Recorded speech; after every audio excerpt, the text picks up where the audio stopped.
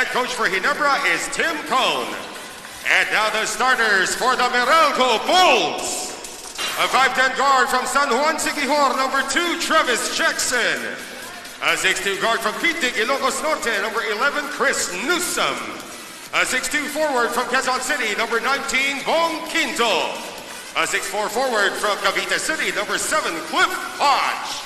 And a 6'8 center from Orion Bataan, number 20, Raymond Almazan.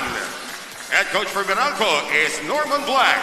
And before we start this game, let us acknowledge our 6th man of the game, ang ating virtual soldiers on the front line on your screens right now. You got Tenorio, Thompson, Aguilar, Pringle, and Joe Devance for Barangay Ginebra.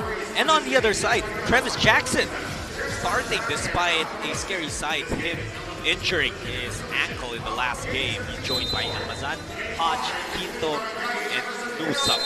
Our game tip-off is brought to you by Honda, the official motorcycle of the PBA.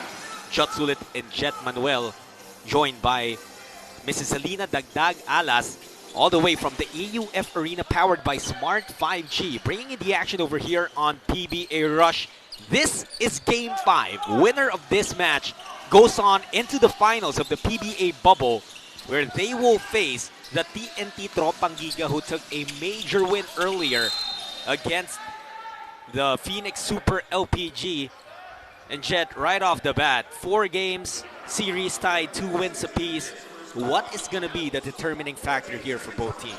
Well, it's about how they start. I bet you they both focus on how they're going to start this ball game, throwing fouls, being aggressive to the rim, just like what Scotty Thompson has done against Chris Newsom. But the start here is really what they both want to have, create solid to lead or to have some momentum throughout the rest of the game. Here in Game 5, a bit of a change for the starting lineups of both teams. Jackson, you see, although he has started before for Meralco, you know, Coach Norman making some adjustments. Arvin Tolentino, a rookie for Coach Tim Cone, has started several games here in the bubble, but now it seems like Coach Tim is going with, you know, the veteran presence, as you see in this play. Scotty Thompson getting past the defense of Almazan. Well, when you start lineups or create lineups in a series, you have the luxury of changing them every once in a while, because as the game goes on, you can see some adjustments that you want to make. So I think here, Coach Tim is opting to go for his more solid, more experienced lineup. He's trying to go for, like I said, a steady start for them, trying to get the momentum going for the young guys, reduce the pressure for them. And on the other side, Travis Jackson's just played really well against Stanley Pringle. You see him matching up well against him, so I think Coach Norman wants to stick with that. We talked about Pringle being the focal point of Ginebra, although Scotty Thompson making a case for himself, as he has scored all 5 points for Ginebra early on. Well, almost half now of his average that we discussed pre-game. He averages almost 12 points a game, but right now, already 5 points for him. Here is Newsom. Sends it out to Jackson. Krivitz, the pull-up. That's money on the mid-range J. That's just a good move by a young guy, Travis Jackson. He knows what he's doing, not rushing, finds himself wide open for that off that pick and roll and just shoots it. Newsom with the steal. He had 6 steals in Game 4. It really helped Meralco tie the series up in 4 sudden death. Well, the defense of last game, he's really aggressive carrying it over this ball game. Jet, you figured in a previous meeting in the finals between Meralco and Barangay Ginebra, as Quinto knocks down a triple. The rosters have changed, especially for Meralco, I would say, but also significant changes for Ginebra. But you take a look at this team, and before, Chris Newsom, he would have a tandem in Baseramer, and it could have been a toss-up who was really leading the team or who would handle the ball more in any given day. But right now, it looks like Newsom has really taken that role. Well, he's no stranger to that role. He knows that if he's relied on, especially with a former college coach, Coach Norman, with him, he knows that responsibility and how to handle it. So there have been some off games for him, and the team did not win when he's not playing well. So that's just a huge responsibility that he has to keep up for Meralco to come out with a victory. And you see Newsom with a bucket. Pringle answers right back. And we can really say that these two are the barometer for their teams. In Meralco wins, Newsom averages 16 points on 47% shooting. In losses for Meralco, he only averages 12.5 and shoots 36%. So that's a huge dip, and he misses that time. Pringle collects. Let me just read out some numbers as well for Pringle. When Ginebra wins, Pringle scores 21.5, shooting 53%. In losses of Ginebra, he only scores 13.5 Jet on 31% shooting. So you talk about two players who are important to the team. I think you can go no more important than seeing how they affect the win-loss records of their teams when they both play well or play poorly. So we have to keep an eye out for them throughout this ball game. We also will monitor the support, of course, for these two teams. If you take a look at these rosters, knowing that for these two teams, what's at stake is a final stint, and everything they've worked hard for since day one in the bubble. Who would you say are X factors in this game?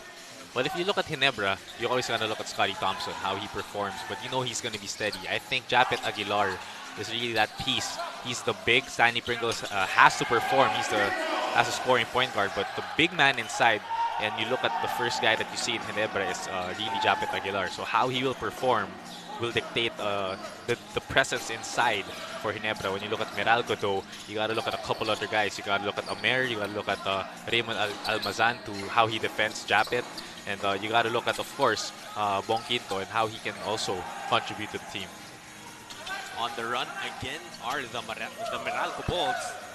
Quinto steps on the break and resets their offense. Lots of time on the shot clock. They're up by 4, 11-7. Again, this is game 5, do or die between Meralco and Barangay Ginebra. And this is probably, Jet, the most literal time that we can say it's win or go home. Because literally, if they lose, they have to go away or outside the PBA bubble and return to their homes, which is a good thing as well. I'm sure as they miss their families, but you want to go home with that chip. Of course. I mean, if I'm playing right now, I'm gonna tell my family, man, just wait for me. I'm gonna go home with a championship trophy. So this is really something that they're not even thinking about. I think they're just focusing on getting this W because it's a huge game for them. See Coach Tim Cohn at the top of your screen, jumping, barking out instructions. Pringle out to Thompson. He hit one earlier. This time comes up short. You can see the defense of Meralco and how Newsom is playing Scotty. He's not really picking up really high. He's really giving him a lot of space to shoot that three-point shot. So I think that's the game plan against Scotty Thompson. Newsom working against Thompson. Almazan asking for the basketball. Quinto spinning, losing control, and that's off of him. Try to pass it there. It's a little bit too tight. Got a hand on it, but that's a turnover for Meralco.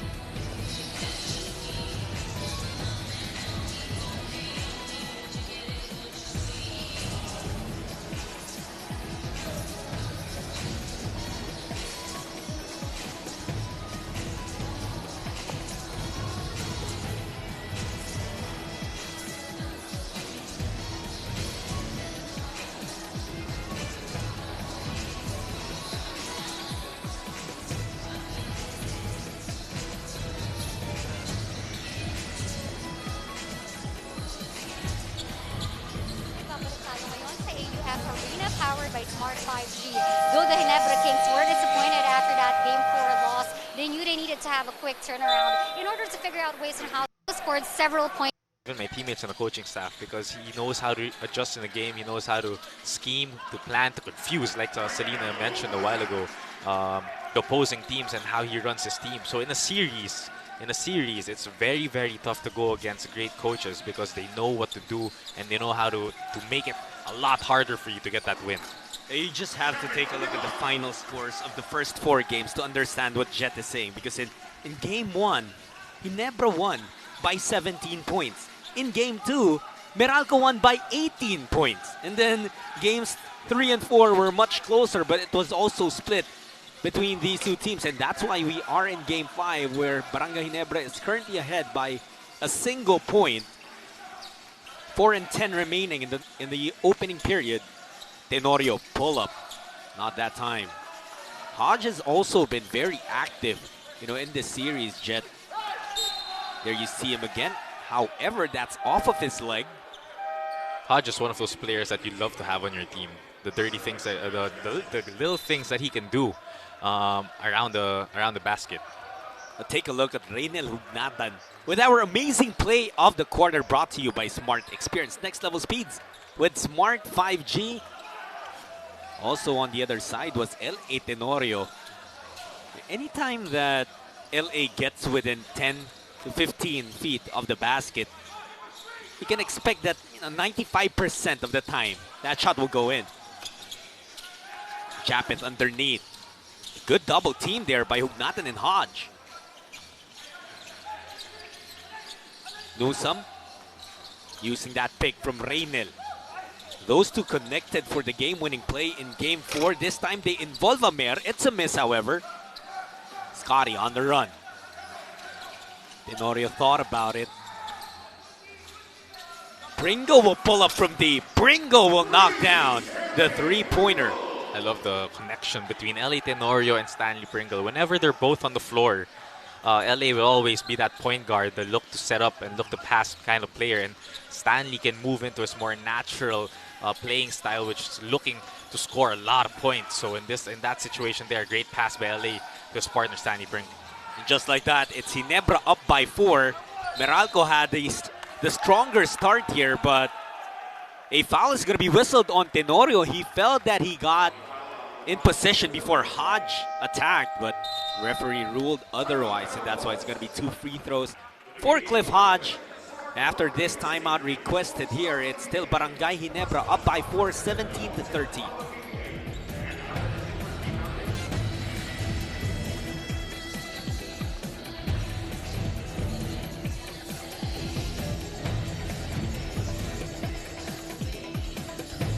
You're tuned in to Game 5 of the PBA Philippine Cup semifinals, where Barangay Ginebra is trying to barge into the Philippine Cup finals again. They are looking to tap into Japeth Aguilar and Jared Dillinger.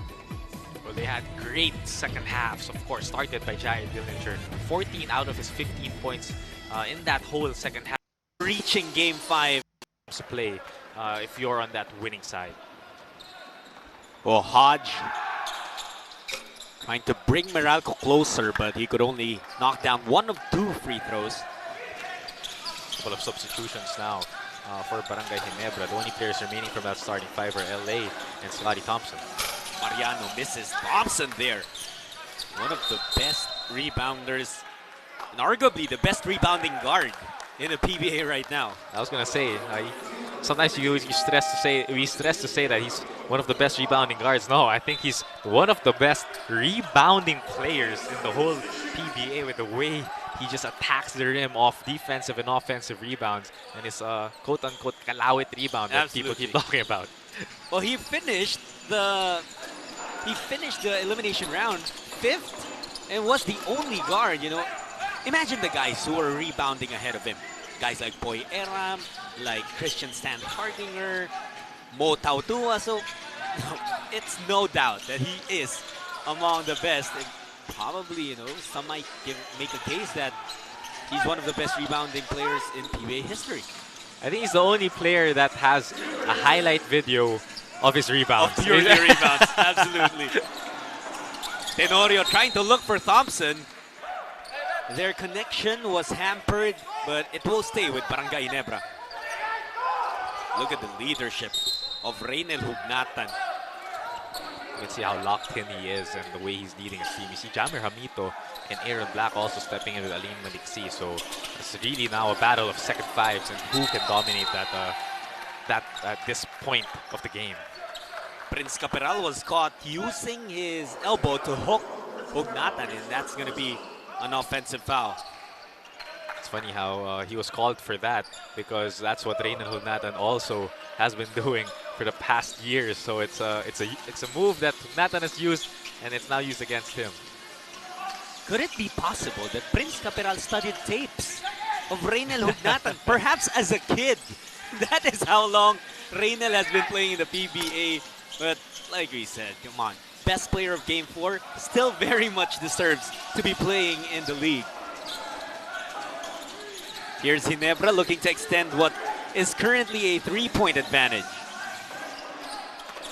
Tenorio leaves it for Mariano, could not get it, and the gang rebounding of Meralco, they were all there. 5 white shirts underneath the basket, however, they tapped it out of bounds. That's good defense for Meralco. They collapsed inside against that pick and roll against Aljon Mariano and just raised their hands up and straight vertically in the air. So good defensive play by Meralco. Pringle staring down Amer. Out to Tolentino. From outside, doesn't work. That's going to be out of bounds. Bounced off of the shot clock.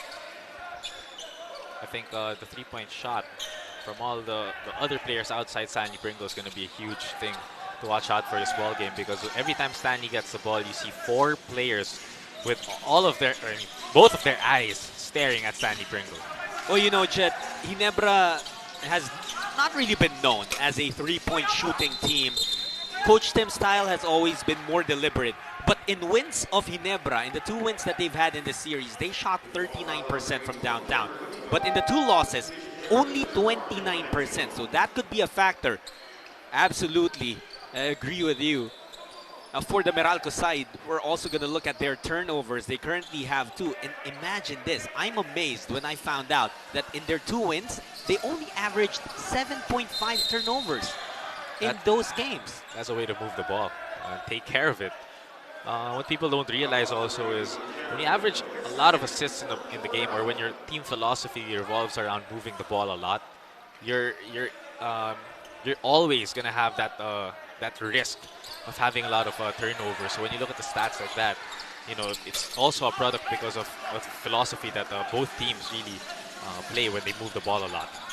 And also Meralco forced Ginebra to a lot of turnovers in Game 4. Imagine out of the 83 points of Meralco in Game 4, 36 of those came from turnovers of Barangay Ginebra. So that's almost half of it. Mentioned they did a great job, and right now, you know, this is a defensive ball game for both teams. Turnovers in one end and another turnover for Meralco in the other. Let's see what happens. The possible last shot of the period for Barangay Ginebra. That ball bounced off of a Hamito. Ginebra with a chance with 8.2 seconds left in the first. Tenorio with the inbound, looking for Pringle. Black was there to meet Stan. Stanley, turn around. Well defended. And that's going to be the end of the first quarter. 3-point lead for Barangay Ginebra, and we can expect this Jet to be close up until the final buzzer. Swipe, I think, to the hands of Reynel. And then the second swipe, I believe, from the replay was all ball. So the referees and the angles that they were in must have seen something different there. Black attacking, floater off the glass and in. Aaron Black's one of his favorite moves is that offhand floater. He's a left-handed player. He shoots with his left hand, but every time he drives to the hole, he's very comfortable in floating it up with his right hand. 1-point game, Barangay Ginebra ahead. Shotsulit and Jet Manuel here. And reporting on the sidelines is Selena Dagdag Alas. Tenorio. Foul whistle there. I think it was a hook or a hooking call against Aljon Mariano on that battle for the rebound. So I think he used his hands or his limbs. I see the replay here of that floater. Picture perfect floater for Aaron Black. It was offhand. Yeah, and when he was about to go up, it actually looked like he was going to use his left hand, but suddenly The switcheroo using his right hand. Some shades of his Kuya Reynel Hugnatan, being ambidextrous around the basket. But Meralco comes up empty that time. Nard Pinto has checked into the ball game. He's assigned to Stanley Pringle. Never an easy task for anyone. Dillinger.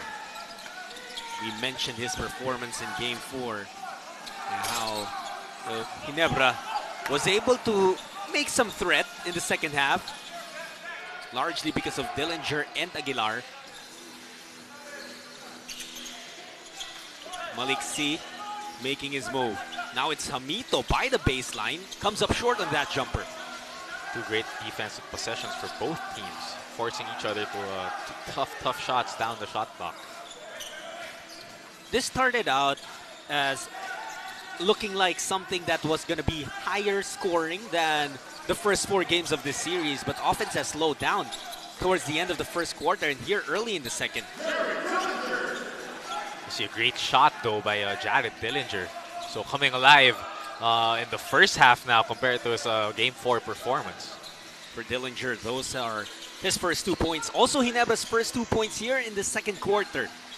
Malik C would like to do damage, and he does. The playoffs, Malik C is one of those guys that just turns a switch on, and he's one of the most electrifying scorers that we have in the PBA. That's one just catching the ball, even with a man in his face, just shooting over him. Great shot. First 3 points also for Malik C. He is Meralco's leading scorer in this series, averaging 17.3. Caperal looking to answer back, no good. Back-to-back misses for Prince Caperal. He's not really getting the ball in his usual rhythm. He's stepping in off balance, so I think it's causing a little bit of a misjudgment on those misses. Hugnatan taking Mariano in the post.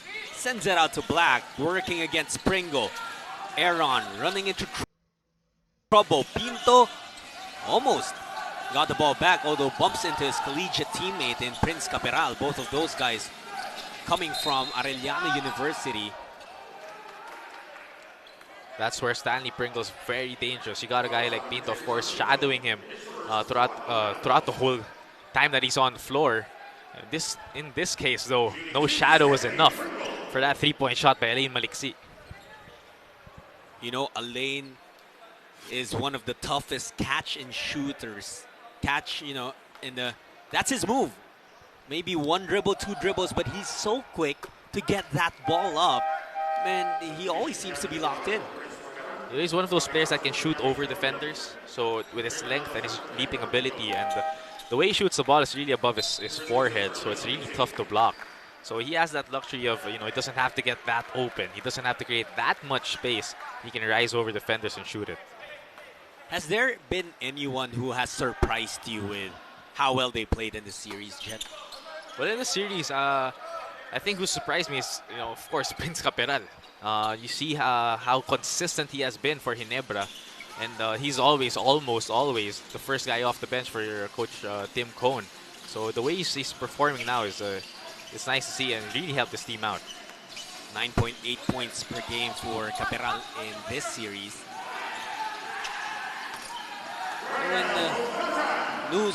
When it was announced that Greg Slaughter was going to be gone from Ginebra for a while, everyone was wondering who's going to step up, because you can't really fill up the role of a 7-footer. There's no other 7-footer in the league aside from Greg. But then, what Caperal has given them is a different kind of production, but equally helpful.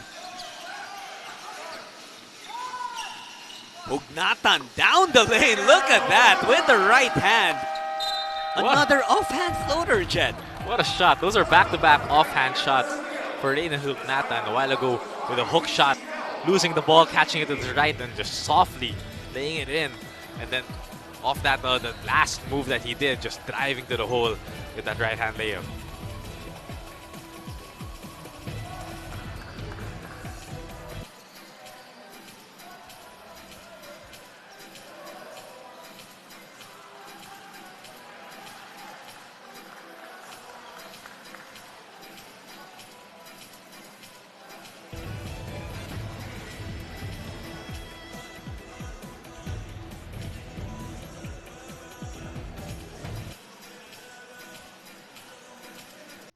telecast on.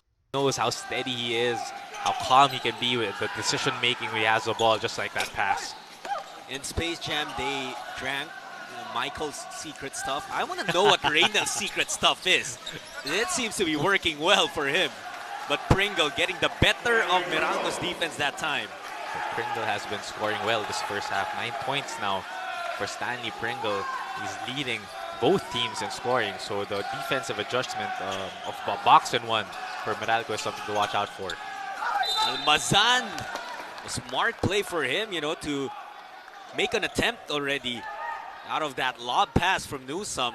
And he will find himself at the free throw line. But this is our amazing play of the quarter, brought to you by Smart Experience Next Level Speeds. With Smart 5G, the speed of Pringle was also next level in that transition attack. Every time you see Stanley Pringle put his shoulder down, man, that's a tough thing to have in front of you because of how explosive he is and how strong his body is and the way he can control the ball, especially in high speed. So that's just a top skill from a top guy like Stanley Pringle. I remember talking to you, Chet, before, and you were telling me the story of in Ginebra practice before, your task, when you were still going up against Stanley Pringle, he wasn't playing for Ginebra yet, your task was to simulate the moves of Stanley Pringle. Would you say you were able to pull off the Stanley package? Well, you put me on a spot here, partner, because no, I was not. When he was still in Northport, I believe at that time, and I was a third unit for Coach Tim, I had to be, of course, Stanley Pringle, quote unquote, for that practice lineup. And you wouldn't know how many hop steps I did that practice session. Well, that is something that we love to find out. These are stories we love to hear when we have someone like you, obviously with great PBA experience, a PBA champion on board, because these are things that not everyone knows. That sometimes in practice, your task is to do the stuff that your opponent might do. And that's all part of the preparation, right? It's always part of the preparation. You got to be, that's being part of that team. A foul underneath. Hodge being active, as he always is. So he gets billed for personal there. I always like seeing Joe DeVance and Cliff Hodge. The difference of being a real pro, top level in this country.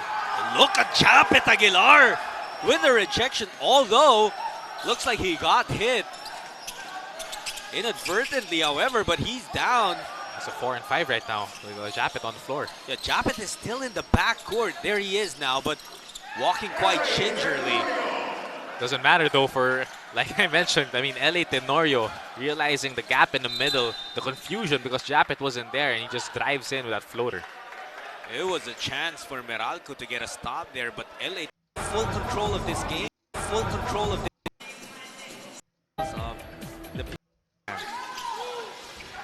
It's never a pleasant sight for anyone guarding Stanley Pringle when he leaves he leaves Earth with that hop step. Almazan chasing down that miss from Jackson. They reset their offense. Only down by 6 is Meralco. Amer. Almost losing control. Still could not get that shot to fall in. Baser is still scoreless in about 6 minutes of action. Aguilar. He likes this jumper, however, overcooks it. They're really daring Japet to shoot the same way they're daring Scotty to shoot. So that mid-range game, the 3-point shot for Scotty, is going to be key here. But great defense by Meralco. Newsome. Oh, Jackson out of nowhere with a putback. That's a Stanley Pringle's man right there. Travis Jackson just crashing the boards. No red jerseys in contact with him. That's a free lay-in. LA sends it to Japet. Cutting. Backdoor was Thompson. Could not get it off the glass. Just when you thought Ginebra is going to have a role and get things going for them offensively. A stop and a bucket for Meralco. Almazan, hook shot, too strong. Tenorio with the rebound. Game's a little bit fast-paced, more fast-paced now than we're used to for both teams. And that's going to be a blocking foul on Hodge as he tripped and thus caught the backside of Japeth Aguilar. Japeth, remember he got hit earlier. He falls awkwardly now, and earlier it was near his stomach that he was clutching on. This time might have hurt his tailbone on that fall. So Cliff Hodge, I think, ending up on the floor and accidentally, levering Japeth Aguilar. And how tall he is, that's a big fall for a big guy. Tenorio going to Thompson. Look at that play up in the air. Japeth throws it down. That's just a great pass connection for both guys. Scotty Thompson lob to streaking Japeth Aguilar for a two-handed jam. And those are the plays that electrify Japeth and Barangay Ginebra. Let's see if Meralco will have a counter, but this was a thing of beauty. You got a pass to the corner, and a perfect pass to Japeth Aguilar with his hand up for the jam. And that is our dream move of the game, brought to you by Honda, the official motorcycle of the PBA. Japeth has not been kind to the rims inside the AUF arena, powered by Smart 5G. I think after Ginebra game, they had to tighten the screws a little bit on those rims and backboards because of the Japeth Aguilar dunks. Here's Japeth again. Now it's Thompson. Uncorks from outside, no good. Japeth down on the floor again. I'm going to sit the floor a lot. They're being extra physical in Japeth today. Try to take him off his rhythm. Here is Hodge. Also a frequent customer of the hardwood. 7 seconds on the shot clock. Newsome makes his move. Tries to leave it to Hodge. Beautiful play for Meralco. An assist for them. That is dime number 6. That's a great drive to break down his opponent. Talking about Chris Newsome. Getting to the hole, drawing the opposing big man and just dishing it off to an open Cliff Hodge underneath. And this is what Meralco would love to do. Force more turnovers on the side of Barangay Ginebra. Again, in their wins, the turnover disparity was huge. They had much less turnovers compared to Ginebra. In fact, in Game 4, they had 15 fewer turnovers. But right now, they have one more. So that's something they're trying to do something about. And we're reminding you as well that on November 29 at 4 p.m. So don't forget to support Gilas Pilipinas para sa bayan. Saw the stats a while ago. Off that timeout of Scotty Thompson. 7.7 rebounds and 5 assists now at this point of the ballgame. It's not even the end of the first half. So we talked about him pre-game, and he's just producing consistent numbers for Tim Cone. Hugnatan being bothered by the Vans. Down to the last 3 seconds. That is a beautiful pass from Newsome, slicing down the defenders of Ginebra. Hodge with an easy basket. Great pass. What can be said? What else can be said about that huge pass by Chris Newsome? Really reading where the defense was and realizing his teammate Cliff Hodge was always going to roll to the rim in a straight line down that lane. So that's just picture perfect one-handed bounce pass. Let's remember that Newsome was a guy who played power forward in college, and he was also the guy who made a brilliant pass in the end of Game 4 for that Hugnatan game winner again. With his brilliance. Look at this, Jet. What a pass. When you make bounce passes, especially in the teeth of the defense, you got to know where to put that ball, how high it is, and how fast that pass is. And everything about that pass was just perfect. Absolutely. And you also have to credit Coach Norman Black for a beautifully designed play. Meralco now within 2 points. And all 4 games, as we've mentioned, in a possessions in a row for them, Jen. You gotta credit Meralco. They were in a 2-3 zone before the timeout. That's why Coach Tim called that timeout, and he inserted a shooter in Jeff Chan. And then now, when off that timeout, switching immediately to a man-to-man coverage. That's just great coaching. 9 seconds remaining. Newsome trying to set up. Newsome attacking. Doesn't get the bounce though. Meralco almost tying things up. by the end of the first half, but you know, still a great effort for them to be able to, you know, make that surge, get within 2 points. Well, this is a defensive ball game for both of them, but a huge guy, or a guy to watch out for is Scotty Thompson. He started the game strong and just continued it throughout the first half. 7.7 rebounds and 5 assists now in this ball game. So talk about a do-it-all for him. And Scotty has been the provider. Everyone else following his lead. Although Ginebra's advantage is only 2 points, 33-31. Our score brought to you by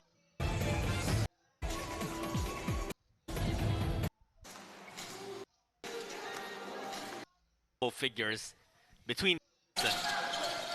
Also statistics across the board there. A foul whistled on Devans. What you want to see aside from scoring, though, from Chris Newsom are things like that. The effort, seeing a loose ball, 50-50 balls, and you're the leader of the squad. You go at it. And in that play, that's just a great hustle play for Chris Newsom. Newsom thought about it again. Decides against the attempt. Quinto. He attacks towards the left, falling away over Pringle. Tough shot by Bong Quinto on that one. Using his shoulder, digging in, just get a little bit of space.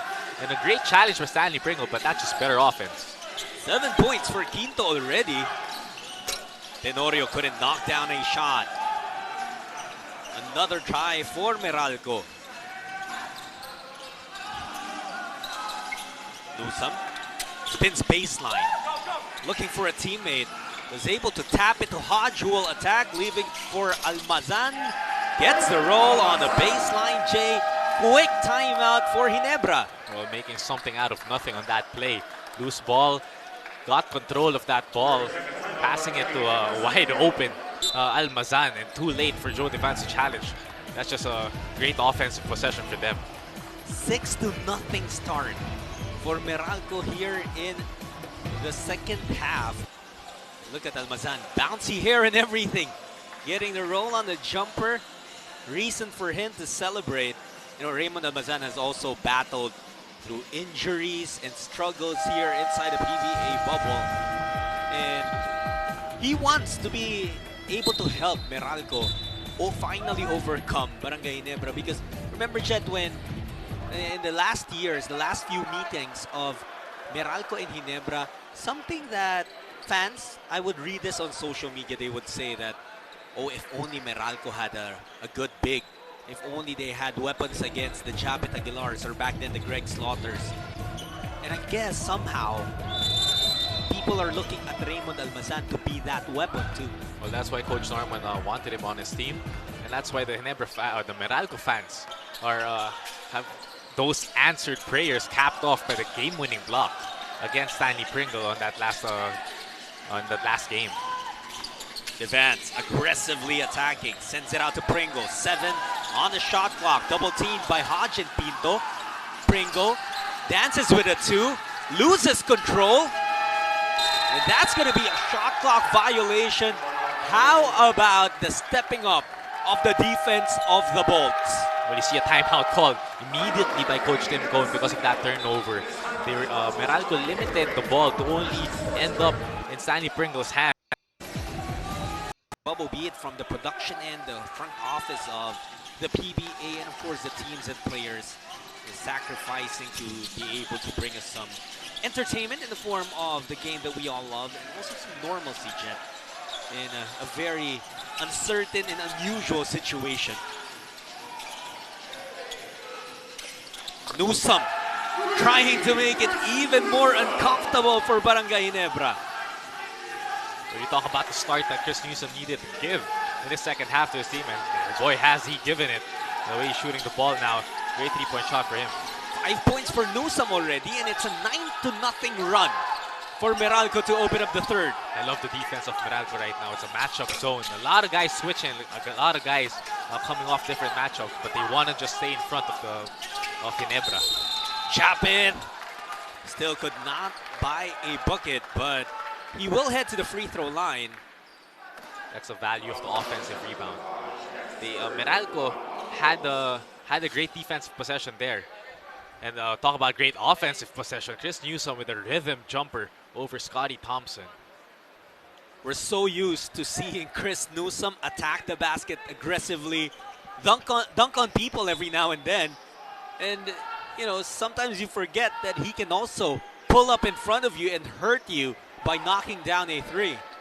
When you have athletic players, I mean, of course you have Japet Aguilar, and you have, of course, Chris Newsom for Meralco. That's the first thing you're going to see. You're going to see how athletic they are, how high they can jump, how much dunks they can give. But they've really worked on their other facets of their game, such as shooting mid-range jumpers, three-point shots. And you talk about Chris Newsom and the way he's developed his jump shot throughout his career since college. I mean, I guarded him when we were playing against each other in college, and man, I would just give him space and protect against the bigger threat of him driving. But right now, that's not a luxury that you have as a defensive matchup for him. Aguilar getting those free throws. 2 of those, and those are the first 2 points of Ginebra in the second half. Almost 3 minutes, so gotta credit the defense of Meralco coming out in the second half. Newsom again will try from deep. This time it's a no-go. Look at Pringle take that rebound away from no less than Raymond Almazan. Shades of Scotty Thompson in that rebound, so they're picking each other's skills up in practice. Well, Pringle said, okay, if you're going to score the first 5 points of the game, that's something I usually do. I'm going to do something that you usually do. And that's the rebound. Good to see that they're sharing their skill sets, and it's going to be scary. Imagine a Stanley Pringle. He's already a good rebounder for a guard, but if he's Scotty Thompson level of a rebounder, and if Scotty becomes a Stanley Pringle level scorer, that's a scary sight. But Ginebra still has work to do here as they are down by 5. For the defense again, Meralco's running. A lot of switches off the ball. Scotty getting creative, unsuccessful on the lay-in. And it's Meralco on the attack. Newsom, lob pass deflected by Devance. And a foul called on JDV. Loose ball foul. The referee was ready to just whistle an out-of-bounds play and give the ball to Meralco, but then looks like JDV made a last-second nudge there. Oh, that bump. It was a body bump. Yeah, you see Cliff Hodge off that tap by Joe. You see Cliff Hodge try to shield him from getting the ball, and man, Joe just had enough of that. Shoves Cliff Hodge out of bounds. Joe also trying to sell it, you know, in a I didn't mean it to be that way kind of bump, but referee saw otherwise. And Meralco continues to sting Barangay Ginebra. Barangay have yet to score a field goal here. Their only points in the third quarter were courtesy of free throws from Japet Aguilar. And even when Japet was all alone underneath, the pass was deflected. Take a look at this. Our amazing play of the quarter brought to you by Smart. Experience next level speeds with Smart 5G. The defense, the matchup zoning of Meralco has given a lot of trouble to Ginebra. Can't really find open shots and find rhythm. Aguilar still can't get anything there. And Meralco's defense has limited the touches of Pringle here in the third. Well, they're really matching up well with Pinto and Travis Jackson and whoever's in front of him. Trying to deny him the ball, but you see a great drive by Chris Newsom. He's scoring in this third quarter. Whether or not it's true, I'll call it the Reynel Hugnatan effect that these guys from Meralco are scoring with their non-dominant hands. A left-handed lay-in for Chris Newsom. Tenorio, very smart. Able to draw a foul from Chris Newsom. Now they'll just double check if it's going to be 3 or 2 free throws. Look at this though, Chet. Shades of Reynel Hugnatan, like you mentioned. Using the left hand, a great move to shake off Scotty Thompson and finish with the left. When you talk about Ginebra and Eli Tenorio, smart move to try to settle things down for Ginebra. They're having a lot of trouble scoring. Right there, sees that opportunity to get a 3-point foul of a contest by Chris Newsom, and that's what you want to do. Slow it down, stop the clock for a bit, see the basket go in, see the ball, excuse me, go into the basket, and that's a three free throw opportunity for LA. Ginebra in the third quarter is 0 for 4 from the field. But they're also 4 for 4 from the free throw line, and I understand. It would be very understandable if you say, okay, we gotta make a field goal and end our slump. But here, as long as you're getting a point, you'll take these free throws right now, is all I'm saying. That's why you have vets in the game. That's why you have Eli Tenorio, you have Stanley Pringle. You got guys that can settle things down for you for Ginebra. And right now, they're picking up full court. It's a full court matchup. Try to limit the time on the shot clock for Meralco. Hodge disrupted. Nathan gets it, staying patient with it. He always likes this matchup against Mariano.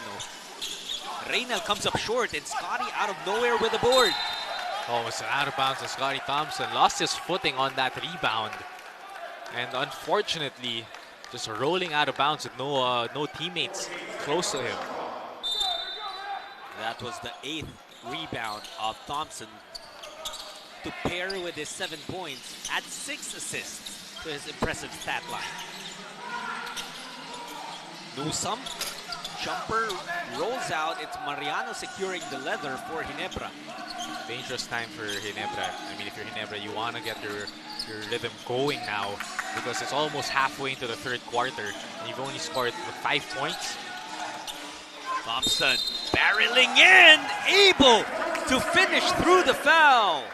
Talk about getting your rhythm in an important time for Ginebra. Scotty Thompson finding his way to the baseline, drawing contact, and almost with his eyes closed, making that end one basket. As acrobatic as that layup could possibly get. What a shot. And you see his stats now, 9 points, 8 rebounds, 6 assists, triple-double watch for Scotty Thompson. He's just playing, great basketball for Ginebra right now. For anyone else, it would be a spectacular, out-of-this-world stat line. For Scotty Thompson, it's just another day in the office. Ginebra has trimmed the deficit down to 3.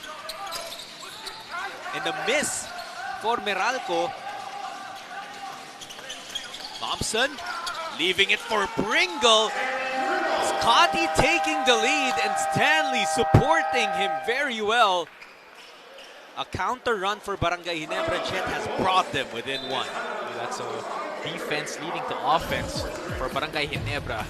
Seeing the opportunity in the fast break, pushing the ball up and getting that assist with good offense by Ginebra.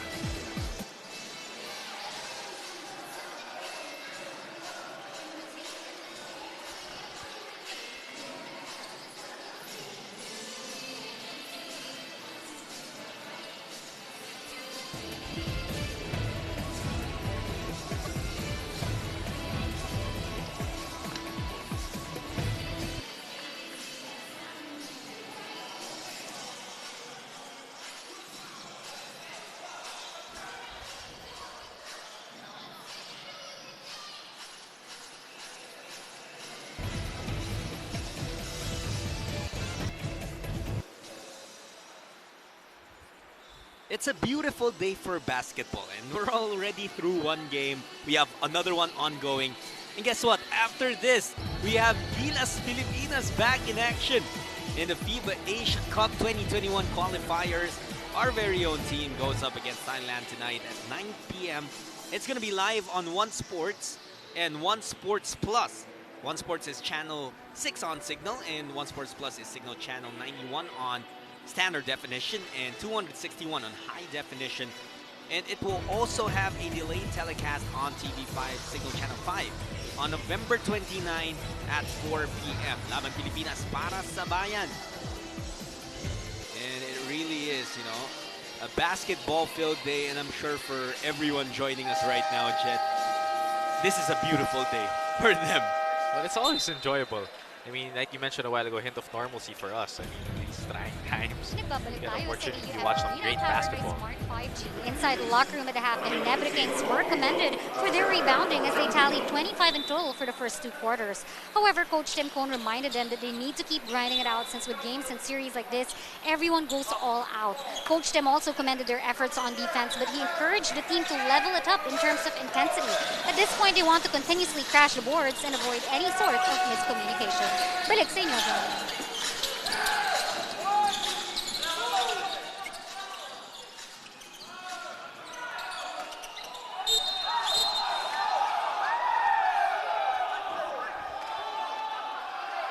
A foul whistle there to the contest of the entire Meralco team.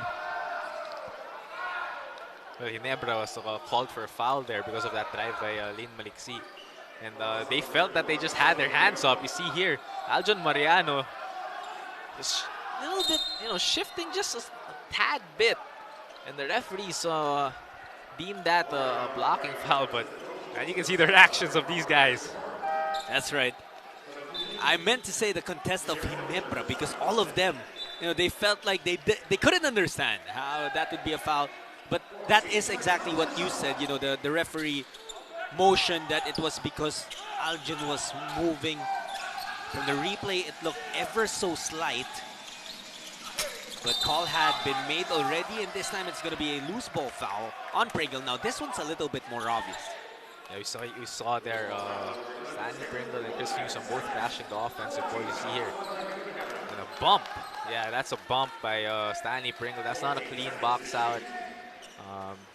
And you can't do that, especially with the guy crashing the boards. And I'm not so sure how he's complaining, how he feels it shouldn't have been a foul. Anyway, basketball back with Meralco. Newsom back to work. And Chris Newsom has just gone off, especially in this third quarter. I think 9 points now in this quarter alone. So he's dishing it out in the first half. And now in this third quarter, just come to life offensively. Reinstates a 3-point lead for the Bolts. Pringle looking to answer back. That ball took its sweet time. I mean, I think the whole country just paused there for a minute, caught their breaths, wanting the ball to either go in or out. But that's just a high skill move by Stanley Pringle. Maliksi, beautiful fake. Escape dribble doesn't work. Hodge, ball tapped away by Pringle, recovered by the Bolts. Amer. Baser Amer has been hesitant, even with looks that he would usually make as Hodge muscles his way through. That one was a clean foul on Aljon Mariano. Just the upper body strength of Cliff Hodge rolling to the rim, catching the ball off that roll, exploding up, getting the contact, and the ability to just put the ball in the basket to end one for Cliff Hodge. Cliff Hodge's day, a game of Cliff Hodge would not be complete if he didn't absorb a bump underneath, he didn't fall on the floor, and you're gonna trust him to do those because he can give you plays like this. And if I had a game or one game with whatever Cliff Hodge is going through physically on the floor, banging bodies, I probably wouldn't be able to move the next day. So that's really Cliff Hodge. You would probably be DNP player's decision. 4:20 to go in the third quarter. It's Meralco up by 4. Beautiful, what a find there. Fantastic pass from Tenorio. What a pass by Ali Tenorio. Seems so effortless for him, but the ability to read when to drive and when to dish off, that's the easiest shot that Aljon Mariano's going to get in this ball game. Maliksi looking for space. He gets it, but doesn't get the shot. And that's going to bounce to the back of the board, and it's going to stay there.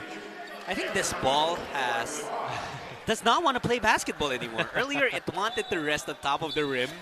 Now it's resting in the backboard. Maybe this here, Aljon Mariano taking the ball up and just putting it through the hoop. What a pass by Ali Tenorio.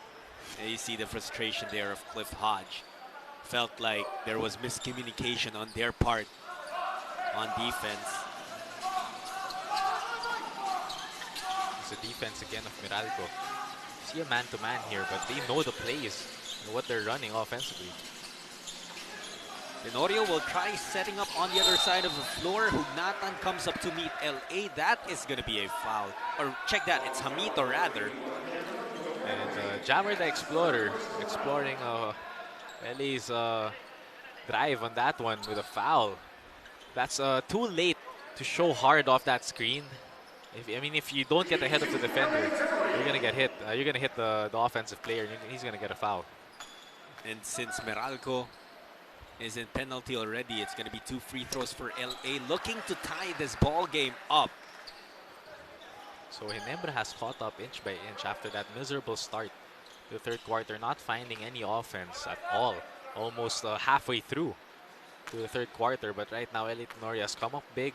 He drew that foul to calm his team down. He's created great offense off bounce passes, drop passes, and then in this situation, drawing a foul again in the penalty situation and getting 2 free throws to drop. It's a tied ball game now. Well, Meralco scored the first 9 points of the third quarter. And the guy who really went to work early in the third for Ginebra, as Hugnatan gets a look and drains the 3. It was Scotty Thompson who got things going first for Ginebra here in the third. And then when he went to the bench to rest, LA took on that role. And they were able to tie things up. But look at the quick response of Hugnatan and Meralco. I see you. Just tip. The ref's calling the tip. They have a limited shot clock now. LA tried to bail Ginebra out, couldn't do so. Newsome will try again. Good line. It's just short. And ball slips into the hands of Mariano. A little bit of a rush shot there for Chris Newsome. It's not the strength to shoot a three-pointer. Got it too early in the shot clock. And in this possession, fouling Stanley Pringle. That's not something you want to do, especially in a penalty situation. So you're giving him 2 free throws now. Look at this for Maliksi. He drew the defense of Caperal. And Hugnatan was wide open. That's a great drive and kick. Classic drive and kick, and the bench loves it. And that is the weapon that Reynel Hugnatan is. He's not just a force down in the block. Before, in his earlier years, Chet, whenever Reynel was in a fast break and an open court opportunity, he's gonna fly high for what used to be a signature one-handed extended dunk. But now he also has that outside shot, which makes him a complete player, really. Well, being in the PBA for how long now, for how many years, I think he's gotten a lot of skill sets, and that three-point shot is one of them. Maliksi again drawing the defense of Caperal, but the rotation of Ginebra able to recover. Maliksi bumping in! Miracle shot goes in. What a shot by Aline Maliksi. And a little bit, some chippiness here against the guy defending him a while ago, which was Jared Dillinger. And I think an unsportsmanlike foul was called on Aline on that one. They are going to take a look at that. I don't know if Aline took exception in this play, but he actually bumped into Jammer Hamito. Oh, Aline extended a forearm there, and it looked like there was even extra contact. Now, the thing about it, Jet, was that there was no business. There was nothing would happen that would give Aline advantage if he bumped into Dillinger in the position that Dillinger was in. If you ask me, that's a little bit of immaturity on the part of Aline Maliksi. Why? Because he made a tough shot. He's getting his team going. They have a 3-point lead, and then he felt like he got was a personal and then a technical. So that was what LA Tenorio took, the technical foul there. Not lying, a ball not lying.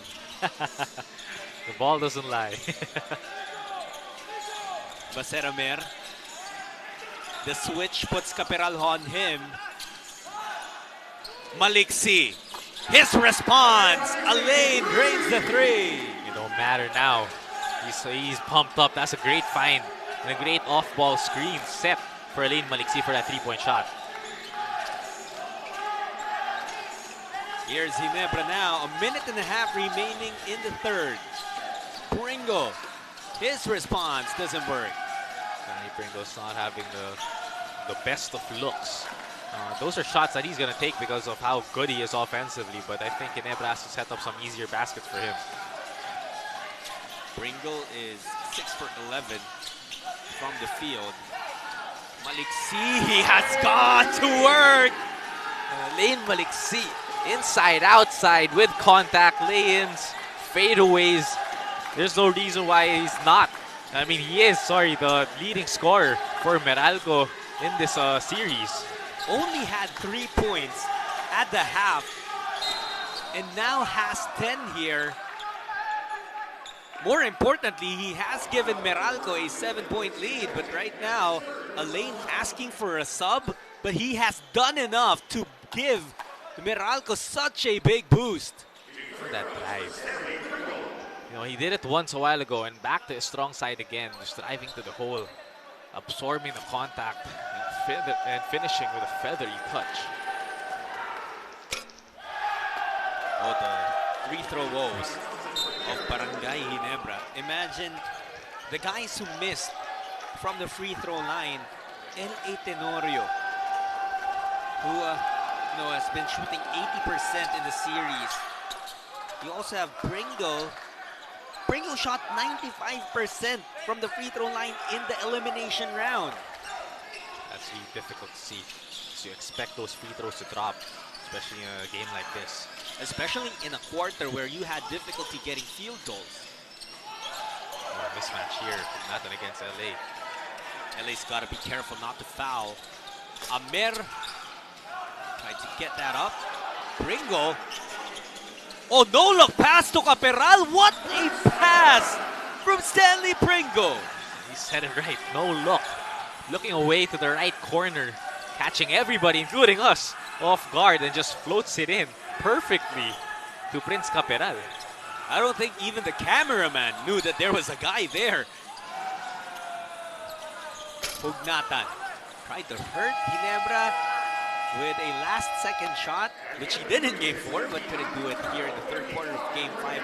But the third quarter story belonged to Alain Maliksi and Meralco and how they got a 4-point lead, 59-55. Score brought to you by Honda, the official motorcycle of the PBA.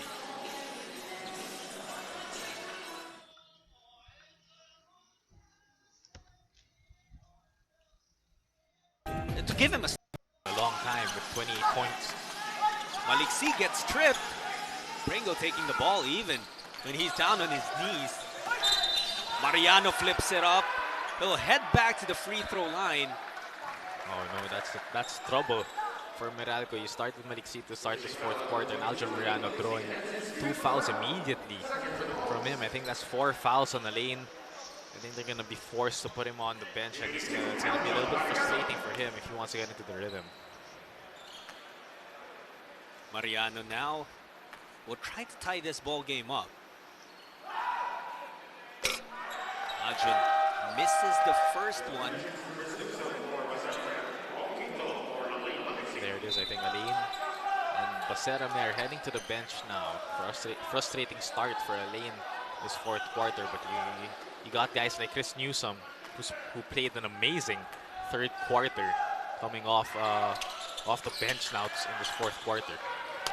You know, Jet, taking a look at Alain Maliksi and what he's done here, Meralco will obviously need him back in the game later on. Newsom attacking. He says, get your rest, Alain. I got the work. What a cut. Backdoor cut, good lead pass, easy lay-in. So the offense has been flowing for Chris Newsom. And just like that, you know, it remains a fact as Japeth Aguilar finishes through the foul, drawing that one on Raymond Almazan. And in the 3 possessions that Ginebra has had here in the fourth quarter, each time they were able to draw a foul, and it was only this response from Meralco. Only 2 points here in the fourth. In this sequence, not just a foul on Meralco, but also a possible 3-point play for Japeth Aguilar.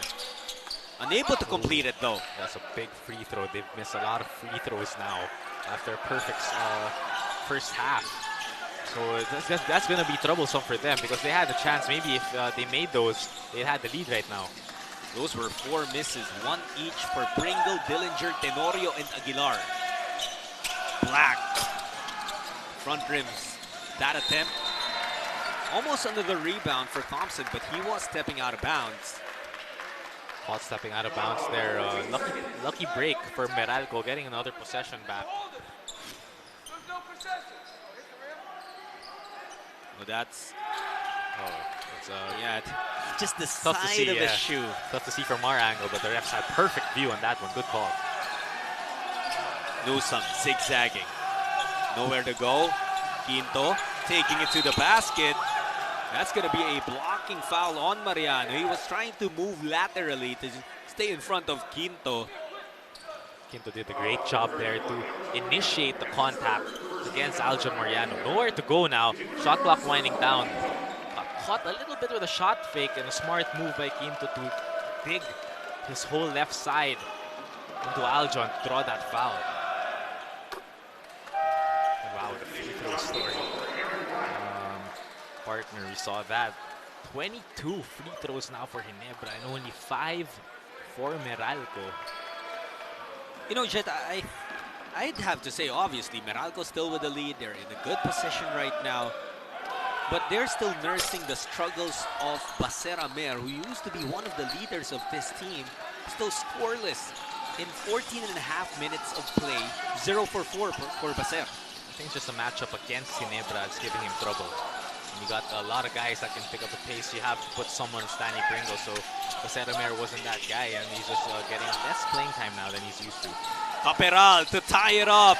Prince Caperal, money on the 3. That's what Prince Caperal has been doing in this entire bubble. Bubble Prince coming alive now with his first 3-pointer of this game. And check that.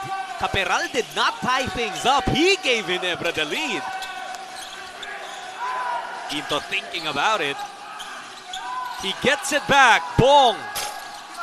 Not that time. Almazan with the rebound. No. Prince with the board. Tough break for Meralco there. Offensive rebound. The easy tip and just missed for Almazan. That's another foul there drawn by Barangay Ginebra. Now Meralco only has 1 foul to give with 9 and 22 left in the game. Look at that. Shot fake. Nope. I'm a better shooter from 3.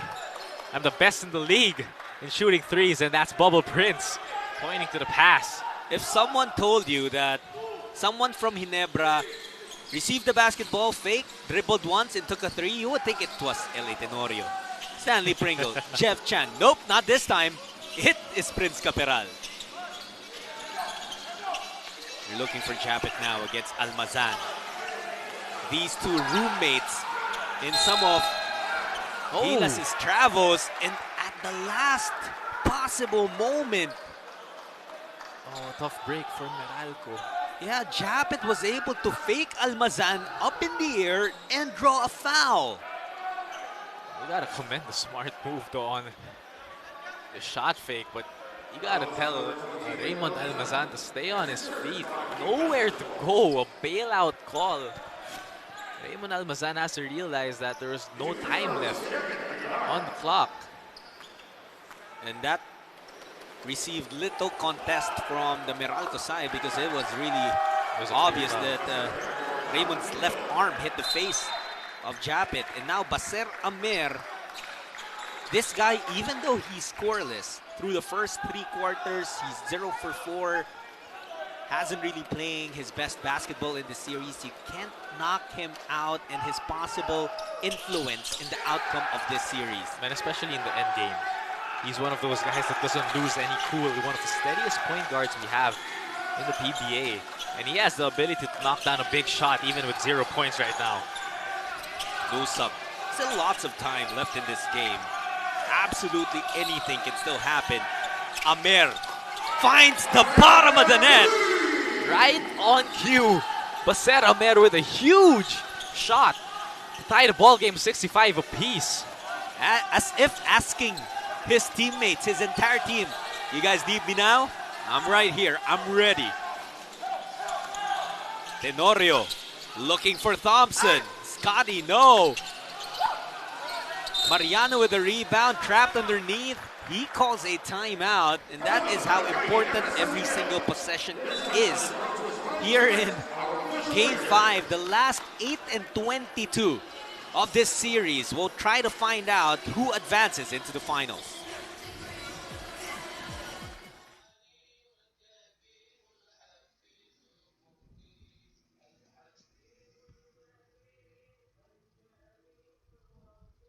Been He can really influence basketball, and he's taken a backseat now, allowing guys like Newsome and Amer and other guys to shine. But his effect is still really felt. always look at the impact of a player in the basketball game. That's really hard. Newsome with 6 seconds to work with. Tries to get it up over Aguilar. Almazan with the rebound. Amer will let it fly again. Not this time. Ball is loose. Amer picks it up. Decides to let Newsome set it up. Hodge will have to take a look at a shot right now. It's Quinto who will take it from the elbow. Gets it to fall. Lead back with Meralco. Talk about bleeding for 2 points. Meralco with a couple of extra possessions and the shot clock winding down and a buzzer-beating shot fading away or fading sideways for Bong Quinto. Here's Aguilar challenging Almazan. Not the brightest idea. Hodge decides to give it up to a guard. Look at the scoring for Meralco. Not one man, exploding with a stupendous performance, but it's been a balanced attack, and Quinto adds 2 more. Bong Quinto has been abusing the smaller point guards of the opposing teams in this conference, and that possession was getting an easy hook shot off Eddie Tenorio. This was the go-ahead basket, the jumper to beat the shot clock.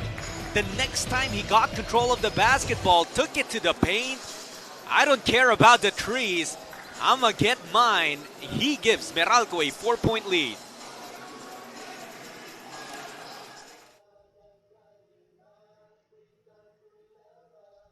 Between the Meralco. Do it all, Scotty. Doing his usual stuff. About 5.5 to go here. Amer Hugnatan. That would have hurt Barangay Ginebra. Good defensive possession for Ginebra on that one, forcing an almost shot clock violation, a heave. A challenge shot by Reynel Hugnatan.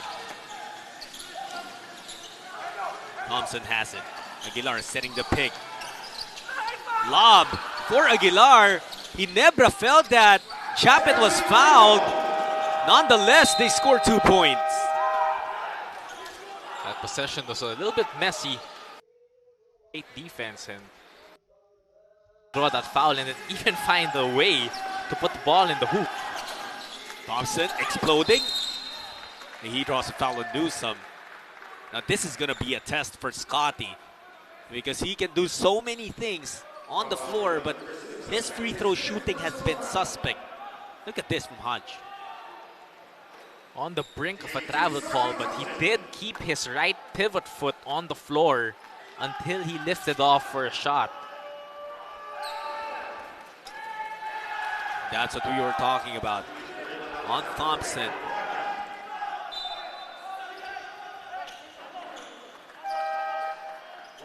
Only 66% from the free throw line in this series. Something that's going to haunt them in the end game, like time and time again. I keep mentioning because crucial free throws at crucial times always for Ginebra. And this time though, he did knock it down. And given the style of play of Scotty, he usually gets to the free throw line because he's busy, ready to bump with people when he attacks or crash the boards. Amer to Tenorio. And Tenorio played the passing lane well. What a steal. Oh. Japet gets blocked by Hodge. That's the effort and the source of energy that we were talking about from Cliff Hodge. You see his eyes light up and times it perfectly, catching Japet Aguilar on the way up and swiping the ball out of bounds. Ginebra will get the basketball back. It's Pringle against Pinto. Stanley, lots of contact. Tip, and now it's Hodge with the basketball. Lots of attempts, nothing there for Ginebra. Sorry misses for Barangay Ginebra. A couple of easy gimmies for them. Amer now to Hodge. Approaching 3 minutes remaining in this game and possibly in the Philippine Cup of one of these teams. Look at Pringle slice down the middle. What a drive. That's a perfect read for LA Tenorio. He wanted to set the ball up and set the play up. See Stanley Pringle with a full head of steam wanting to get that ball and lay it in, and that's just trust and knowing who you're passing it to, and that's Stanley Pringle. Pinto now to Hodge. Pinto gets the ball back. Oh, and a turnover for Meralco. It's a huge possession now for Barangay Ginebra. There's an opportunity to take the lead here. They have weapons on the floor. Tenorio, Pringle, Caperal, Aguilar, and Thompson. LA uses his wits. Smart basketball for Tenorio. Ginebra back ahead. Teniente capping off a huge run by Barangay Ginebra. Waves off Stanley Pringle on the left side, asking for the ball, saying he's got it. And just create something out of that top pick and roll. But look at this, wanting to set the ball up. Oops, that's Stanley Pringle. He's gonna get two points for me, and this time just going to work, digging in, using his body off the board, asking for a foul, but that's LA Tenorio at his best. And LA Tenorio, those two times, despite pressure-packed situations, Teniente stays calm. Ginebra up by 1.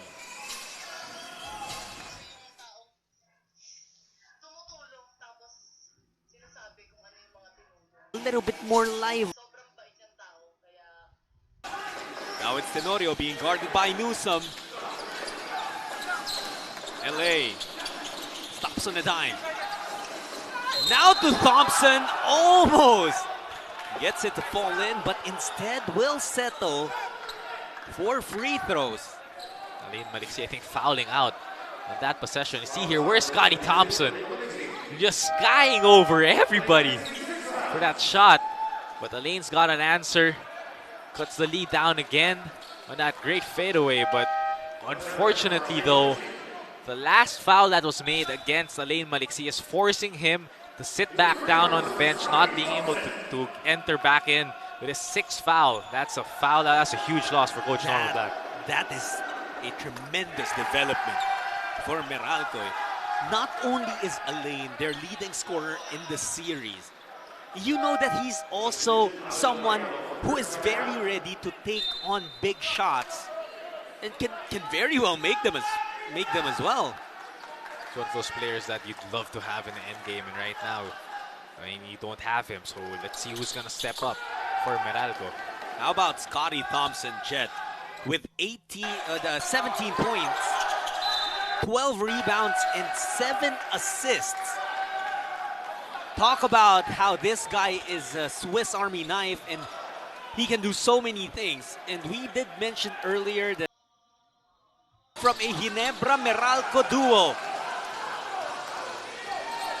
Meralco with a chance to take the lead. Newsome gets tripped up, but it is off a pass. So only a sideline inbound for Meralco. That's also the last foul to give for Ginebra. With this crazy layup over the outstretched arms of Japet Aguilar, just flipping it up and in. They're going back to Chris Newsome here for sure. They're going to run a pick and roll, I think, with Reynel Hugnatan, or spread out the floor for him to go one-on-one.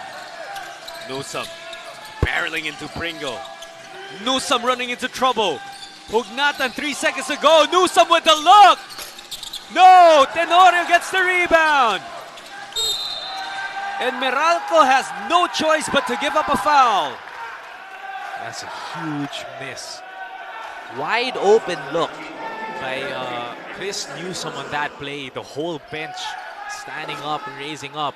That was a drive on Hugnatan making the best play possible. Wide open look for Chris Newsom, and just unfortunately hitting the back rim. Eli Tenorio with a rebound has the opportunity now to extend their lead just a little bit more. LA will be tested. 5 of 6 from the free throw line tonight. LA so steady. Extends Ginebra's lead to 2. Trying to get it up to 3 points. If there's anyone you'd want to have these free throws for Barangay Ginebra, and that's Eli Tenorio. He's always been that guy who's not afraid to make those crucial free throws when it's needed. Whatever happens though, this will only be a one-possession ball game. Make or miss. And Ginebra goes up by 3. Meralco still out of time, Jet. 17 seconds to map out a play.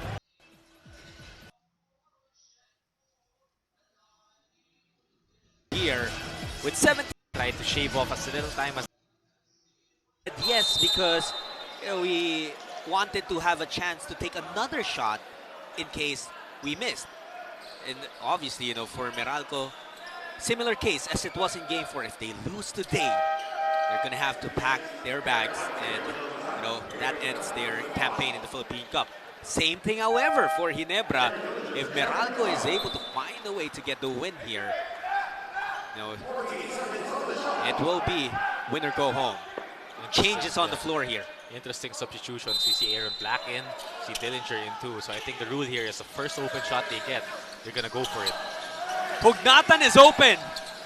Reynel Hugnatan, money on the 3. What a shot by Reynel Hugnatan. He knows it. The whole bench of Meralco knows it. That's just a huge three-point shot. Like we mentioned, an early shot, the first open look that they got off a down screen.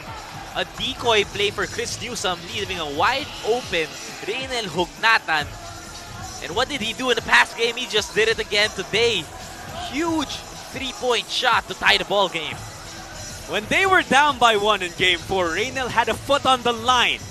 Just enough to give them the lead. Now they needed 3 points. He made sure he was behind the line. 3 points enough to tie the game. 42 years old, but age is nothing but a number. That's a great timeout. Out of time. Not give an opportunity for. At the top of this coverage, this is going to be an epic end to the series. With 14.5 seconds left, we already know that's true.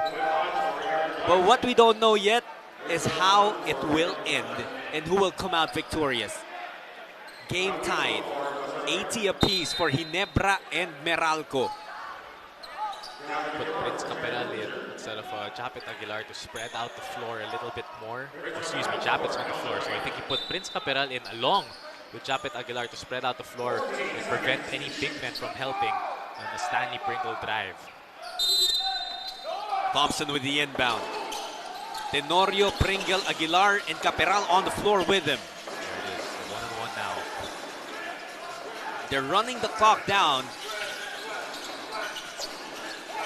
Caperal thought about it. Thompson will fire away. Scotty Thompson! With a three-pointer, no timeouts left. Oh my God. What an ending to an epic series. Scotty Thompson with a masterpiece here in Game 5. Scotty will finish the game with this three-pointer right in the eyes of Bong Quinto. And oh boy, let me just tell you how big Scotty has been here in Game 5. That was just the icing on the cake. But before that three-pointer, he has done so much already. Scotty finishes the game with 20 points, 12 rebounds, 7 assists, and that sweet, sweet jump shot from the corner.